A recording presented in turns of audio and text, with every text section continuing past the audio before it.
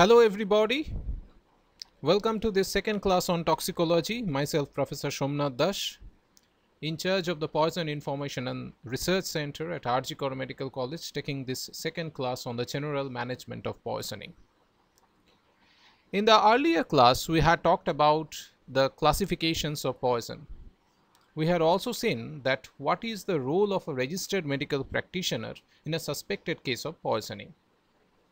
We had classified it into two groups. One, a registered medical practitioner who is from a government hospital and also from a private hospital, and had seen what will be the different aspects of medico-legal duties of a registered medical practitioner in a case of poisoning. Now that all these preliminary things have been done, we are now entering into the specific management of poisoning. Please remember, the word management means both detection and treatment. That means it includes the identification of the poison as well as the treatment part. So whenever you people will be asked to give your opinion or write an answer on the different type of managements as far as poisoning is concerned, then you will have to write about the detection part as well as the treatment part. So the general mistake is that we usually have seen that people forget to identify this detection part. They mostly write this treatment part only.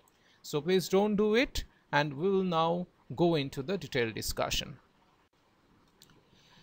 This is an approach of a patient who have come in a hospital setup at the emergency with a history of poisoning. At the emergency, the doctor first visit the patient. Then he send the patient to the ward. Naturally, the approach to the treatment at emergency will be something different than that of the ward. So we'll discuss this approach one by one. First at the emergency, then after the doctor has sent the patient to the ward, what will be the basic management rules. Basically at the emergency, we look for three things. A person who has come with a history of poisoning. But please remember, this is a basic rule for all the patients. Whether there is any history of poisoning or a trauma, whenever a patient comes to the emergency, we look for these three things. First, we call it A, also known as the airway, B, also known as the breathing, and C, also known as the circulation. So a doctor at the emergency try to figure out whether these three things of the patient, that is the airway, breathing and circulation, are correct or not. If it is not, then they try to correct this at the emergency setup, stabilize the patient, and then they send the patient at the ward. We'll have a basic learning of how these three things, that is the A, B, C, are corrected at the emergency level.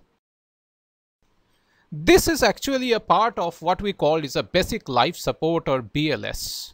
When there is a cardiac arrest and a respiratory arrest, the heart suddenly stops beating as well as there is a cessation of respiration.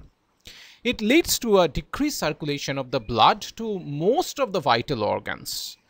Naturally, as a doctor, we try to find out, or rather correct, these basic things before we send the patient to the ward. Basic life support is an attempt to restore the respiratory as well as the cardiac functions. So this is how we do it. The primary goal of basic life support is removing the airway obstruction and maintaining the patency of the airway. Next, we try to eliminate the respiratory arrest, and finally we try to restore the circulation. Very clear to you people if you just look at these two pictures. In the first picture you see here that there is an obstruction of the airway, but in the second picture you find that this obstruction has been removed. The removal of this obstruction has been done by this method. Just see here, the chin is at this position and in this next position we find that the chin has been lifted a bit. So by doing this simple maneuver, that lifting the chin, we can open up this airway. We also try to find out if there is some secretion. We try to get it removed by a sucker machine, and we open up the airway for proper breathing. This is how we do it. Please remember, the word management means both detection and treatment. That means it includes the identification of the poison as well as the treatment part. So whenever you people will be asked to give your opinion or write an answer on the different type of managements as far as poisoning is concerned, then you will have to write about the detection part as well as the treatment part. So the general mistake is that we usually have seen that people forget to identify this detection part. They mostly write this treatment part only. So please don't do it, and we will now. Next is the time for circulation correction. If we see that the person's skin is pale and is flushed or cyanosed, then it is in all probability there is a derangement in the circulation. Mostly if it is pale, we can assume that the person is slightly hypovolumic, maybe because of any reason. We then feel whether the person is warm or cold, or dry or sweaty, and also we look for the pulse, whether it is a strong pulse, regular, irregular, or whether the pulse is present or not. So if all these things are not in right position, say for example the pulse is not there, we directly start, we call it a CPR, or the cardiopulmonary resuscitation. This is how it is done. You see here that the person is placing his hand in this fashion over the chest of the person. Usually it is over the sternum or the lower half of the sternum, as it is mentioned in this picture. And we try to depress the 1/3 of the chest, which is near about 5 centimeter in adults. The rate of CPR will be 100 compressions per minute. And when we are assisted with ventilation also, that means we try to give mouth-to-mouth ventilation, then the algorithm is we first give 30 compression, and then there is 2 artificial respiration, which is again followed by 30 compression and 2 artificial respiration in that way. So this is how we give CPR and try to stabilize the patient at the emergency level. The patient has been stabilized, and we will then send the patient to the ward. Now the patient has been sent to the ward. At the ward, it is the duty of a doctor to find out the poison, but clinically. So the first criteria of treating a patient of poisoning is to identify the poison looking at the clinical features. The second one is detection of poison. We call it the analytical toxicology. The third one, it is the most important thing, is the general symptomatic management. Why I call it the most important thing is that in most of the poison, we either don't have any history, that is the poison is unknown, or the patient does not show any specific signs and symptoms. So in these large chunk of case, we'll have to symptomatically manage the patient. The last one is the specific treatment. This is applicable in those poisons where we get exact name and nature of the poison. We can administer the antidote for cure of the patient. Now, when we try to find out a poison clinically, we look for certain clues.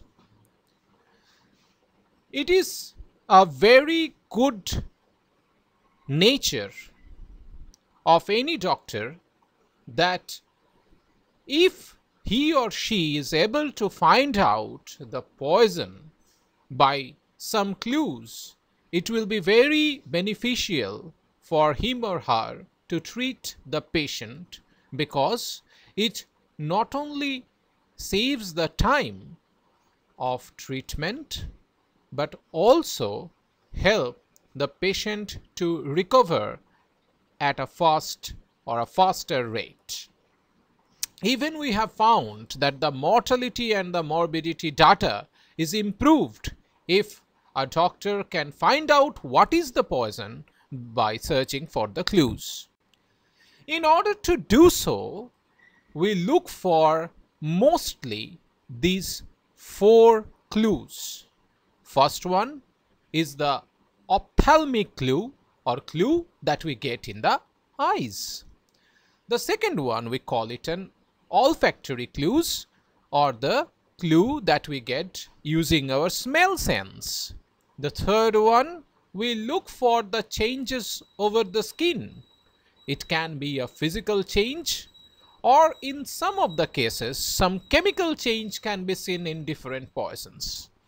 The last but not the least is the dermal clues. There are a group of poisons which changes the consistency of the oral cavity. Say for example, in a history of suspected corrosive poisoning, we can say that it is an acid or an alkali. Here we have seen that the patient may be suffering from different type of oral ulcers that can be identified by looking at the oral cavity. Let us start talking about the ophthalmic clues, or the clues that can be seen in the patient eyes.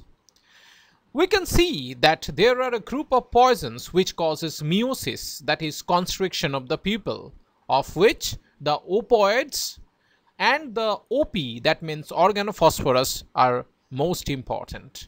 Apart from that, there are other poisons that causes mydriasis, or the dilatation of the pupil, of which the tricyclic antidepressants theophylline, dhatura and methanol, we call it alcohol, is very important. There is another important phenomenon. I call it important because it is written in most of the forensic medicine and toxicology book, which is known as HIPPUS. We call it as alternate contraction and dilatation of the pupil. And it is written in the book that it causes because of aconite ingestion. But believe me, I haven't seen any case who is suffering from this HIPPUS in an aconite poisoning. So it is very good to remember as a, when you are asked in a viva question, but practically it is not being seen. Next we come to the olfactory clues. That is, we can get the smell of certain poison and try to find out which poison it is, of which this is a big list.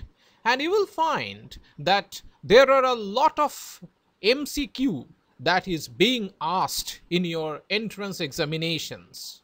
Say for example, garlic odor is seen in arsenic, phosphorus. These are the 2 most important poison where we get a garlic smell that is coming out from the patient's mouth and breathing. There is a fruity smell of ethanol. This is very common, I think. And a very interesting and common question that is given in almost alternative years in MCQ is a bitter almond test, which is seen in cyanide poisoning. Pear-like smell is seen in chloral hydrate. I am just telling the specific names where I have seen that there are a lot of questions that is being coming. Now, rotten egg smell, it is very common, and I think you people know that what is the source. It is hydrogen sulfide poisoning. Fishy smell is seen in zinc phosphide. We call it an rat killer poison. There are other solvent and glue which is having a toluene like smell, or rather a glue like smell in toluene poisoning, and smoke smell in carbon monoxide, and in some cases carbon dioxide poisoning also.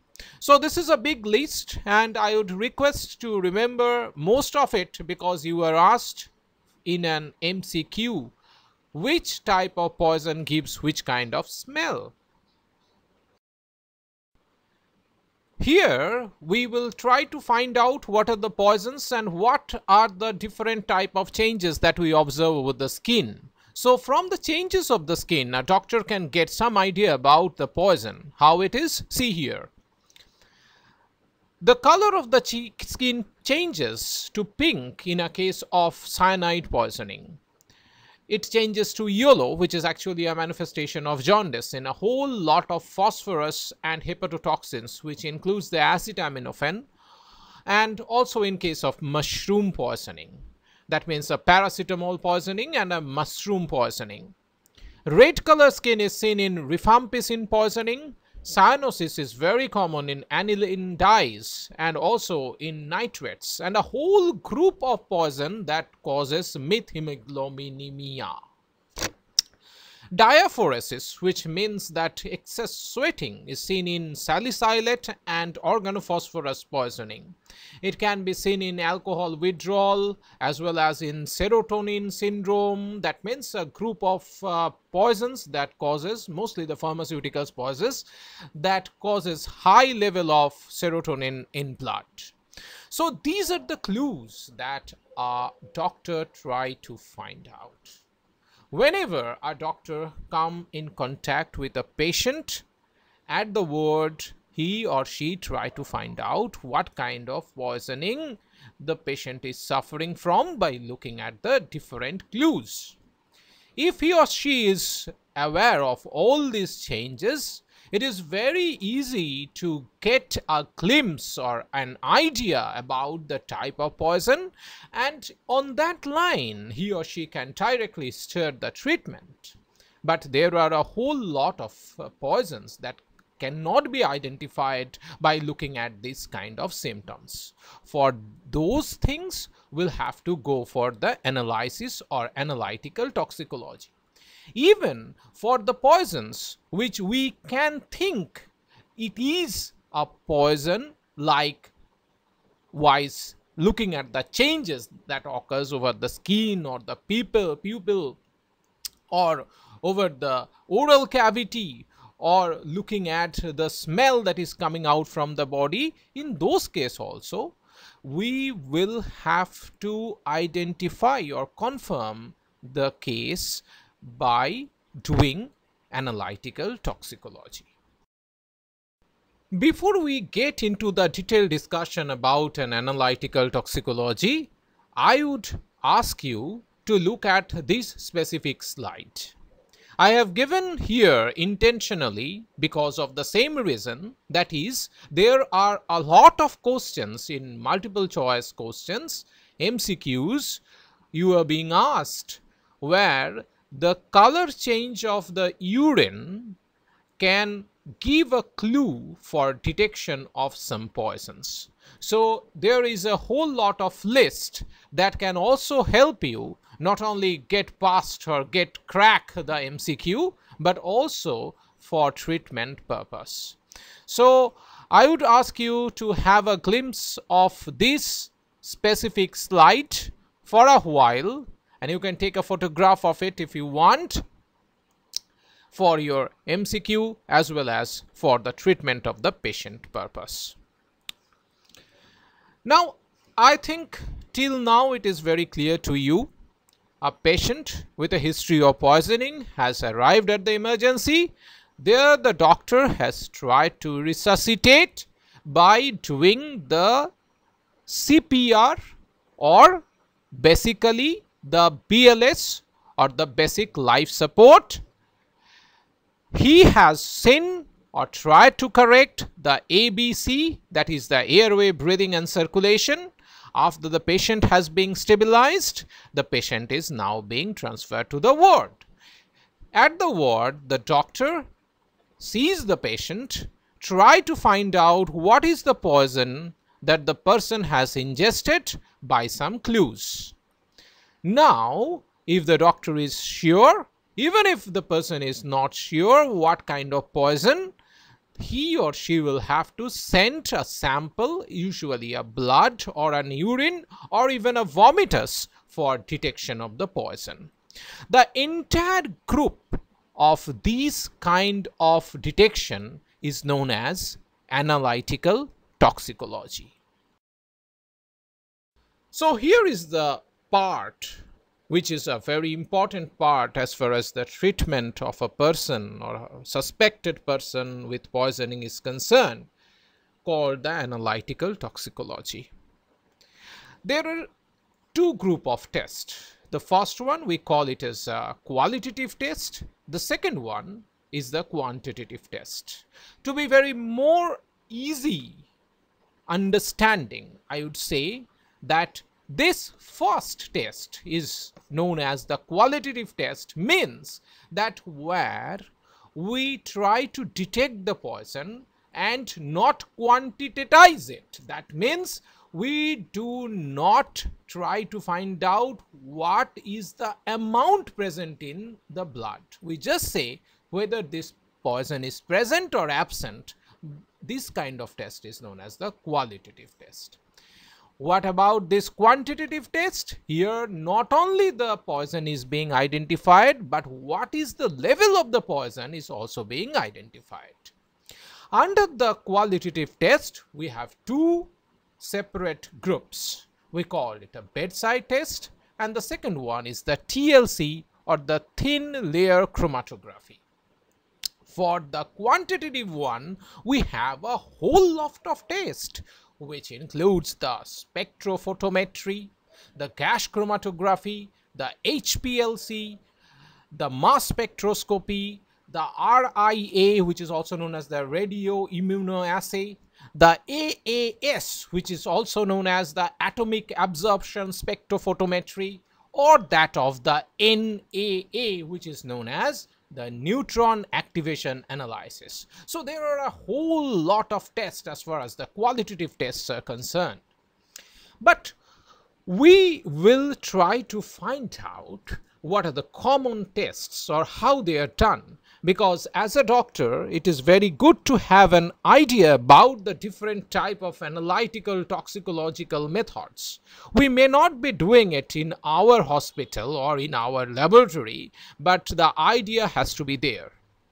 Before we proceed, I would be happy to say that we are developing an analytical toxicology unit, and the first one in the eastern India, hopefully, that will be actually finding out what is the poison, and we can have the glimpse of or understand the different type of pattern of poisoning that is going out in our state as well as this part of India.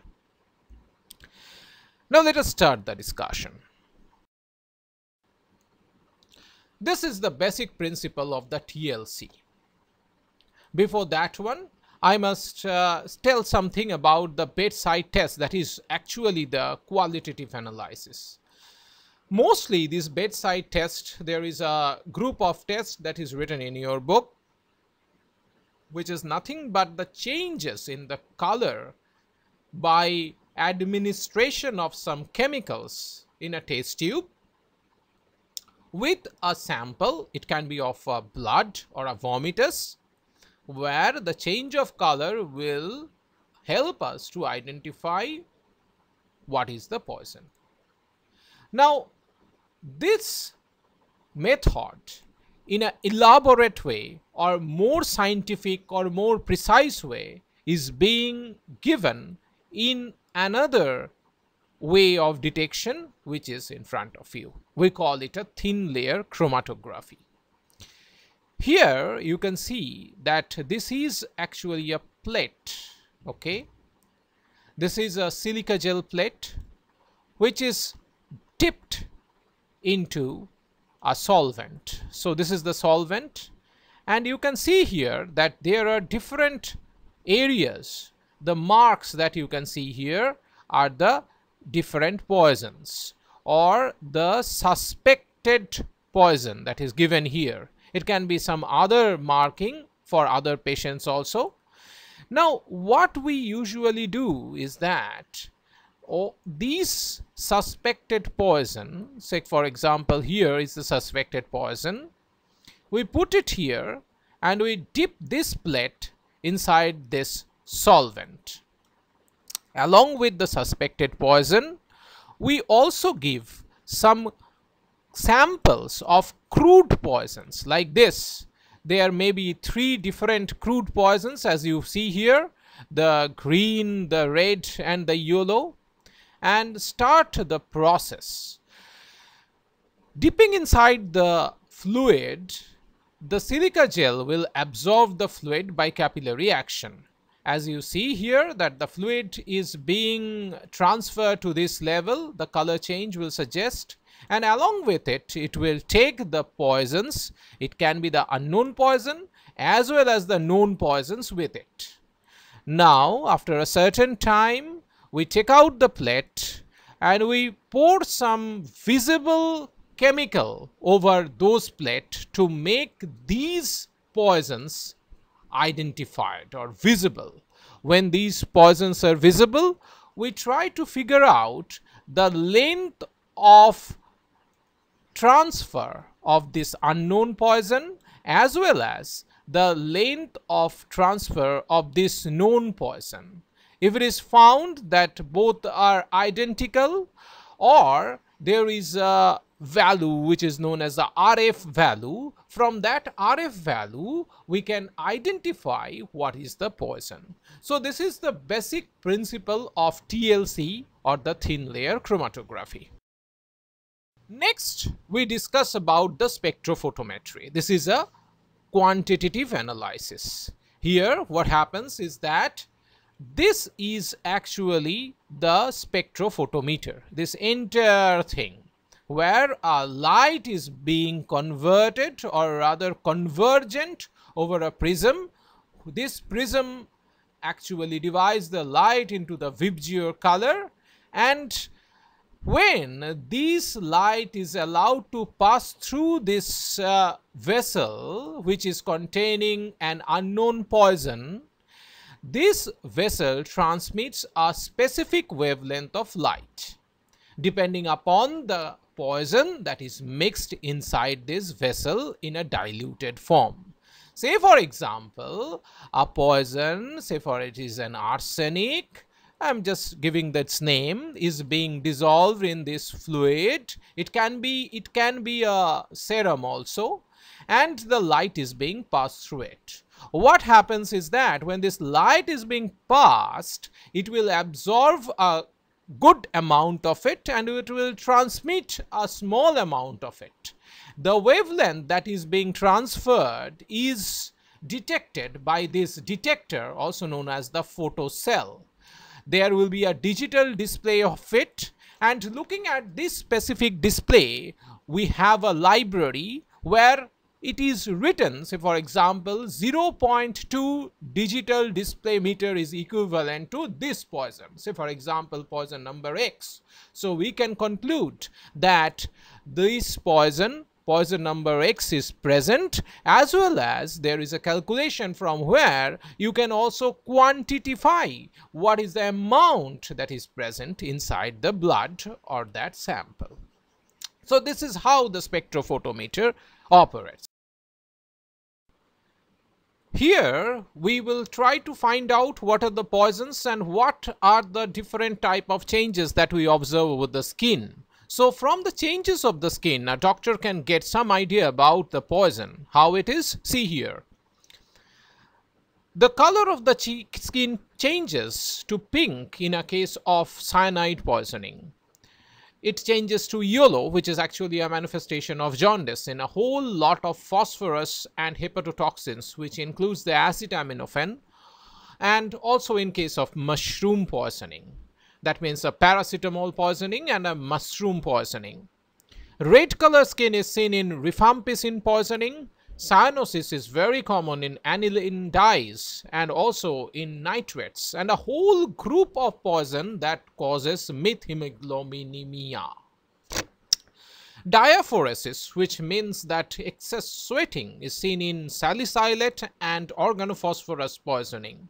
It can be seen in alcohol withdrawal as well as in serotonin syndrome. That means a group of poisons that causes, mostly the pharmaceuticals poisons, that causes high level of serotonin in blood.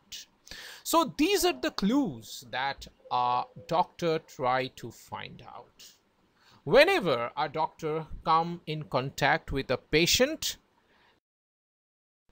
before we get into the detailed discussion about an analytical toxicology, I would ask you to look at this specific slide.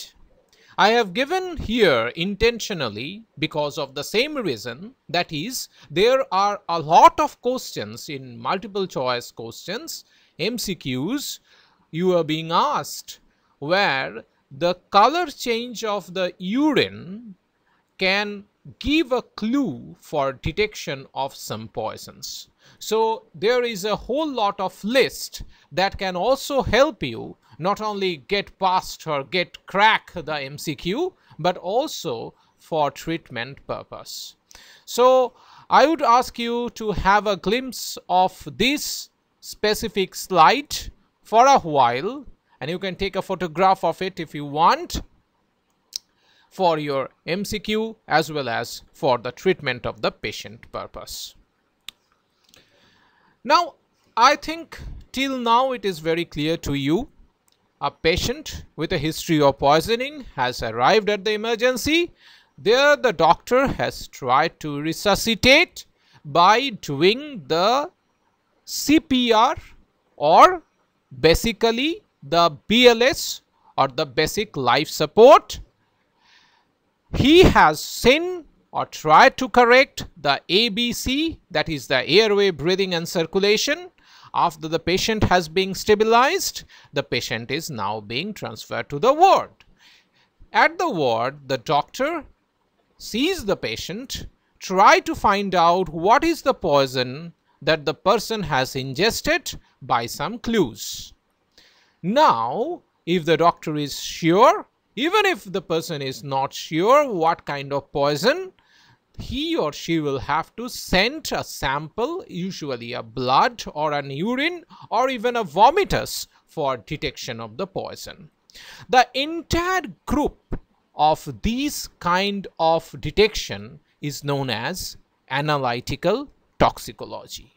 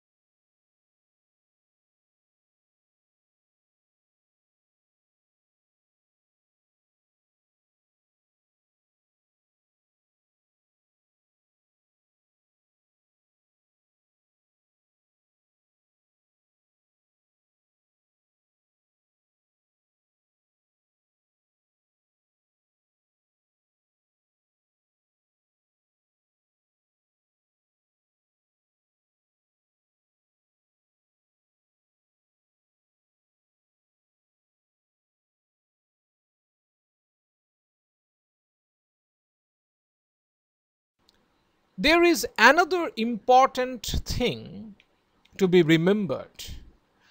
Also, we call it a toxicological screening. In this toxicological screening, not only the specific detection of poison is done, but we try to find out an array of investigations.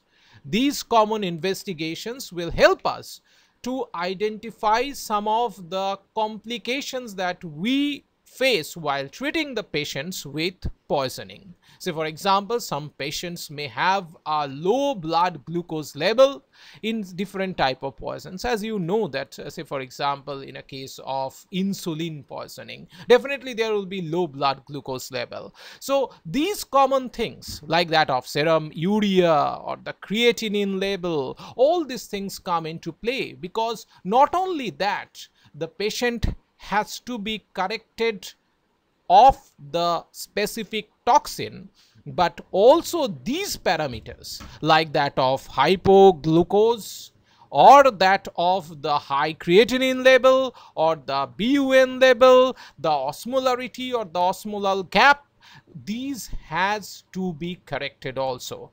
So not only the specific analytical toxicology, but the routine investigations you people will have to send for the patient coming with history of poisoning, because as a doctor will have to correct this one.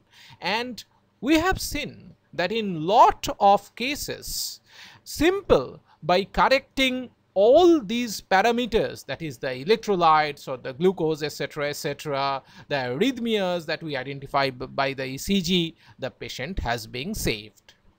Because as I have already told that in lot of cases or in lot of poisons we don't have a specific antidote. So as a doctor will have to correct all these things, and then we will see that a miracle happens, that just by correcting all these things, the body try to eliminate the poison and the patient gets okay.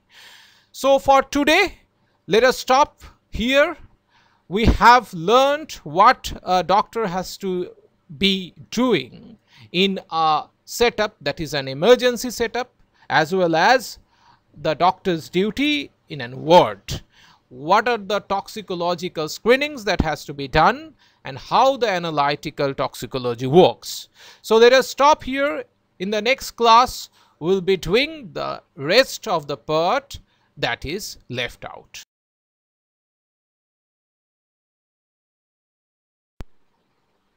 Thank you for patient hearing.